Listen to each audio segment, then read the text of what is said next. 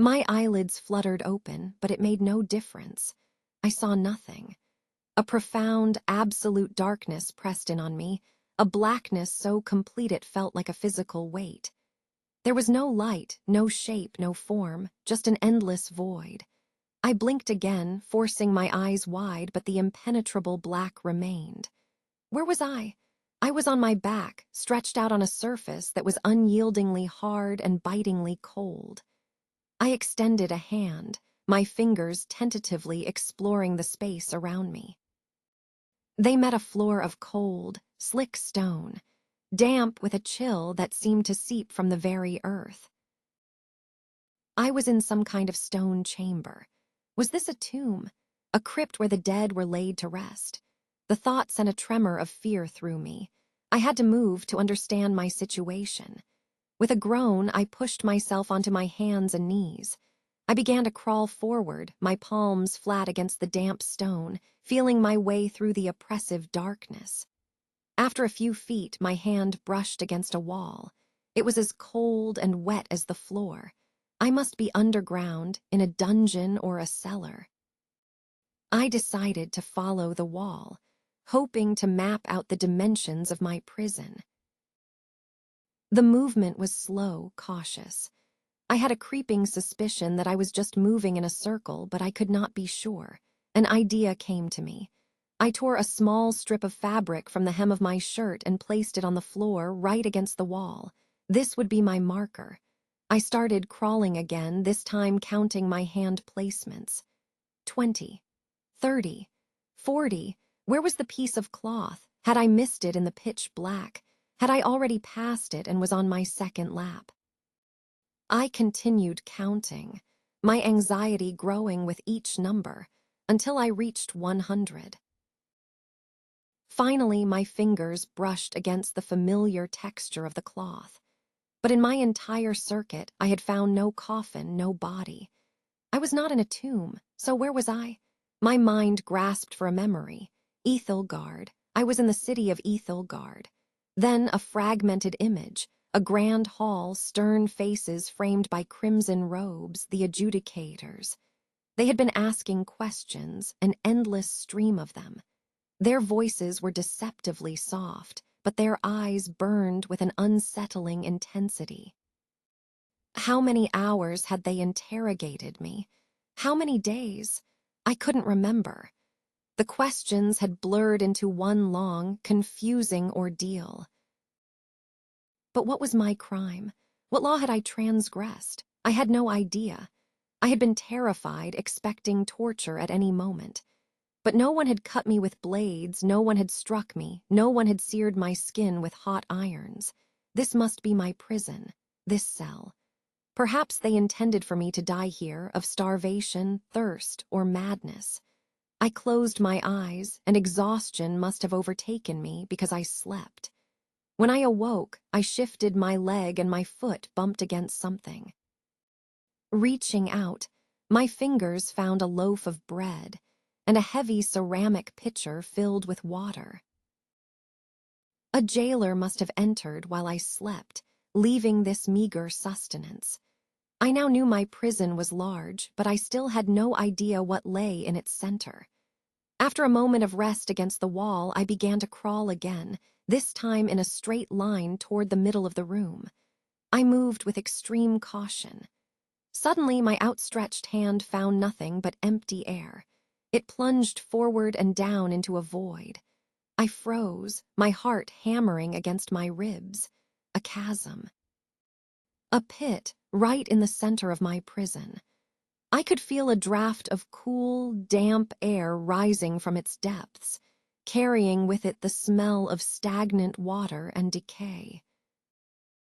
I guessed it was incredibly deep.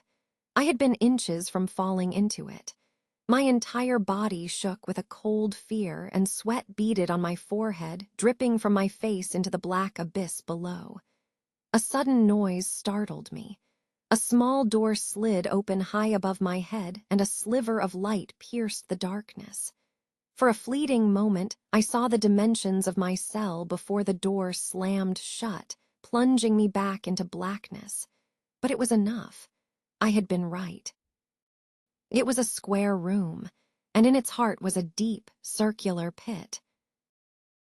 I understood their cruel game now. My torturers were watching, waiting. They wanted me to despair and leap into that pit. They wanted me to be the author of my own demise. I slowly crawled back to the pitcher and the bread, my limbs trembling. I was weak, drained.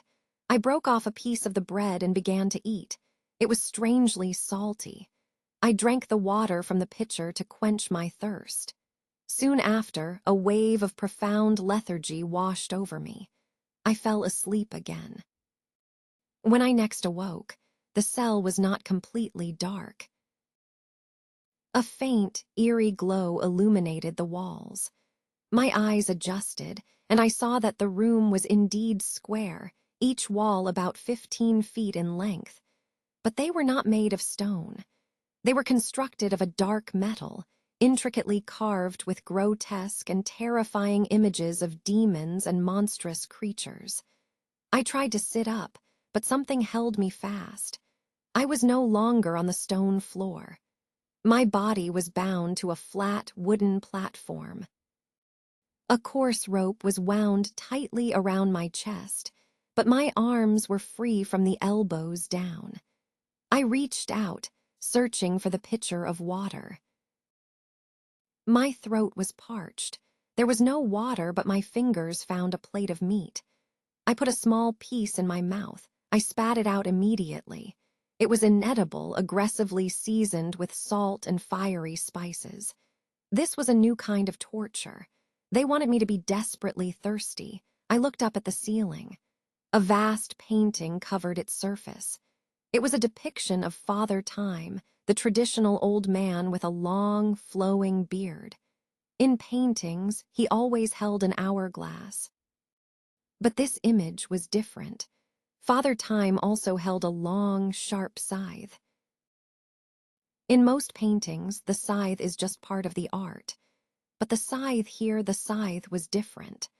A glint of reflected light, faint as it was, confirmed my horror.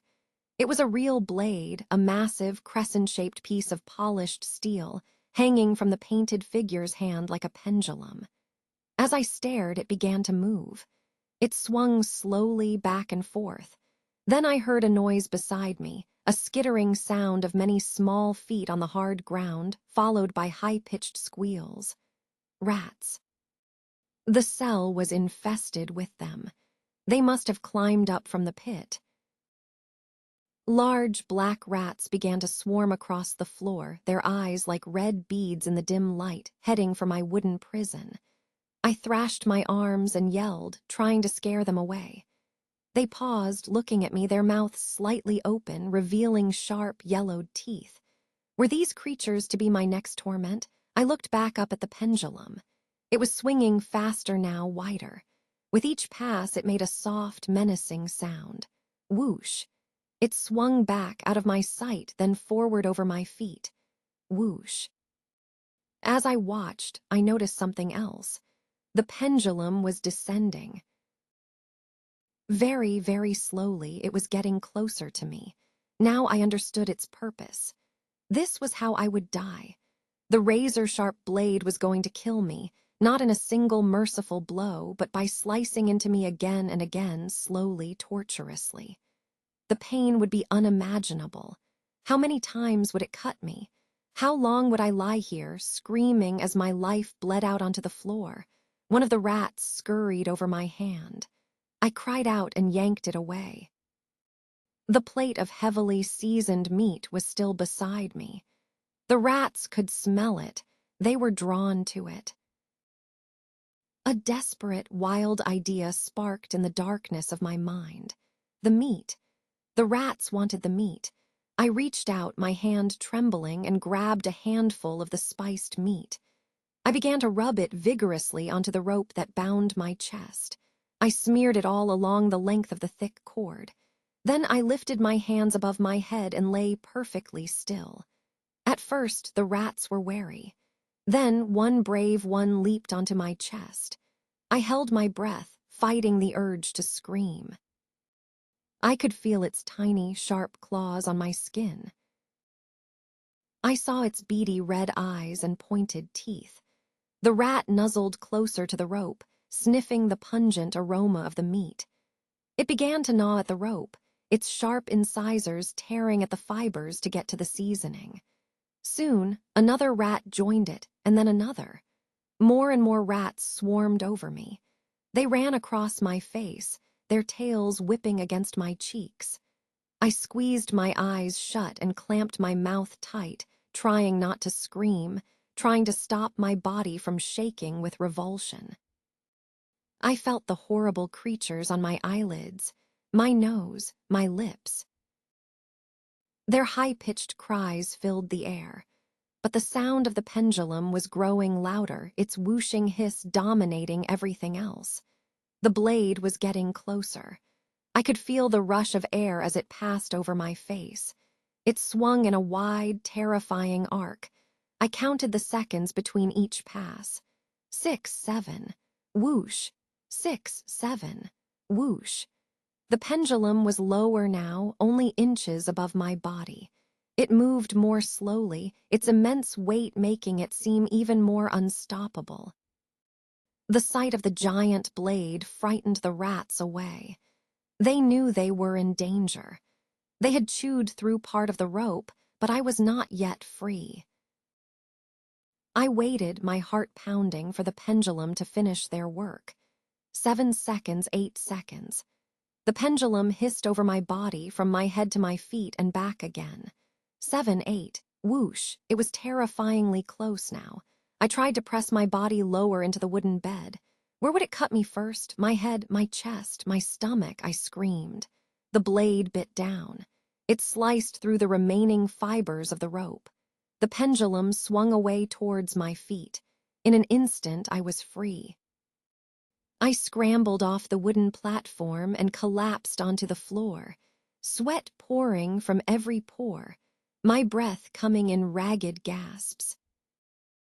The pendulum swung past one last time, a final, silent threat before retracting into the ceiling with a quiet, mechanical hum. The small door in the ceiling was open. My torturers were watching. They had seen me escape the blade. The pendulum was gone, but I was not safe.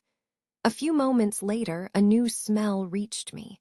It wasn't the stench of rats or the damp odor from the pit. It was the smell of superheated iron. The metal walls of my cell were beginning to glow. I moved toward the pit, where the air was cooler. This was their next plan. They were going to cook me alive. When the cell became an oven, my only escape would be to jump into the pit. But the walls were not only getting hotter, they were also moving. The glowing metal plates were slowly closing in on me. The demonic faces carved into them now glowed with a malevolent, cherry-red heat. My choice was to be burned alive or to fall into the abyss. I had very little time. I stood at the very edge of the pit and closed my eyes. The walls were scorching. The floor was hot. The air itself burned my lungs. I felt the terrible heat on my face and hands.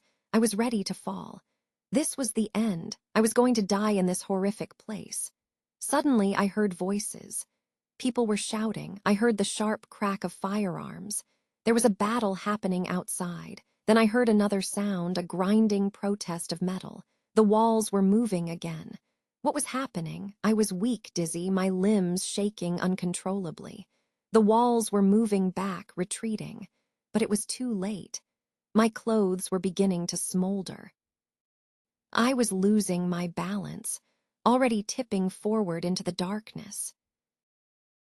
Then a hand gripped my arm, pulling me back from the brink. As I turned my head, I saw the man holding me. He was a soldier, wearing the uniform of the Northern Alliance. Their armies had captured the city of Ethelgard. All the prisoners were being set free.